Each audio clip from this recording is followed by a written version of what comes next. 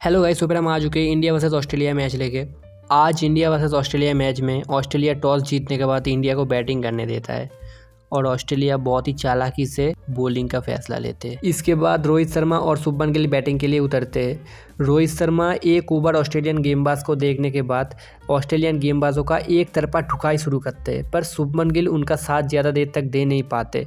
शुभमन गिल का आउट होने के बाद विराट कोहली आते हैं। विराट कोहली आने के बाद रोहित शर्मा और विराट कोहली दोनों मिलके एक तरफा ठुकाई शुरू करते हैं। इसके बाद 10वां ओवर में रोहित शर्मा मैक्सवेल के बॉल में 2 बाउंड्री लगाने के बाद आउट हो जाते हैं। इस तरफ इंडिया को 2 बड़ा विकेटों का झटका लगता है पहले 10 ओवरों में ही। इसके बाद 14 नंबर पे आते हैं श्रेयस अय्यर। हमारा लाइएस्ट था आपको ऑस्ट्रेलियन गेंदबाज पैट कमिंस या फिर ऑस्ट्रेलियन का कप्तान पैट कमिंस कैच आउट करवा देते हैं। इसी तरफ 11 ओवर 81 रन में भारत का तीसरा विकेट गिर जाता है। अब मैदान पे आता है के राहुल। अब 11 ओवर में 3 विकेट गिरने के कारण भारतीय टीम बहुत ही धीमा बल्लेबाजी करना शुरू कर दिया, जहाँ पे इंडियन बल्लेबाज चौका छक्का से बहुत ही ज्यादा हाई रन के ऊपर इंडिया को ले जाने का कोशिश कर रहा था। यहाँ पे तीसरा विकेट गिरने के कारण के राहुल और विराट कोहली को बस 1 या 2 रन से अपना पेट भरना पड़ रहा था। आपको ये भी बता दें, श्रेयस अय्यर का गिरने के बाद 97 गेम खेलने के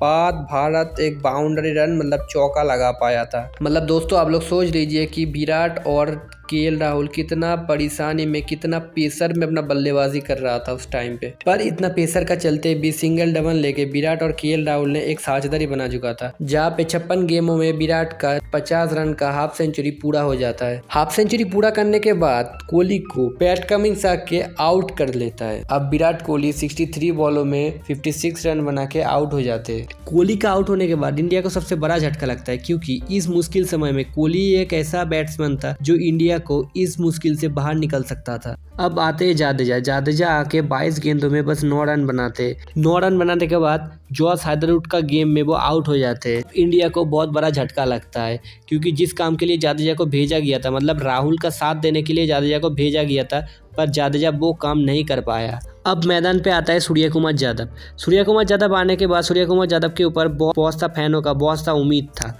कि ये बंदा आज कुछ करेगा। अब इसके बाद सूर्य कुमार यादव और के राहुल मिलके थोड़ा बहुत रन तो बना दिए, पर मिचेल स्टार्क बल्लेबाजी करने के लिए आते और राहुल को आउट कर देता है। इसी समय इंडिया को और एक बहुत ही बड़ा झटका लग जाता है। अब देखना था ये सूर्य कुमार यादव आगे चल के कितना रन इंडिया का खाता में जोड़ सकता है। अब सूर्य कुमार यादव का साथ देने के लिए आता है मोहम्मद शामी। अब थोड़ी देर खेलने के बाद सूर्य कुमार यादव 18 रन पे आउट हो जाता है। इसी के साथ भारत 240 रन करके 241 रन का टारगेट देता है ऑस्ट्रेलिया को। अब इंडिया टीम का किस्मत इंडिया टीम का बॉलरों के हाथों में था। अब बॉलिंग करने के लिए आता है जसप्रीत बुमराह बॉलिंग करने के लिए आके पहले ही ओवर में पहले ही विकेट चटकाई लेते, पर कैच मिस हो गया। अब दूसरी ओवर में शामी बल्लेबाज करने के लिए आते। शामी आके विराट के हाथों में डेविड वार्नर का कैच थमा देते हैं। वार्नर को आउट करके ऑस्ट्रेलिया को शामी पहले ही एक बड़ा झटका दे दिया।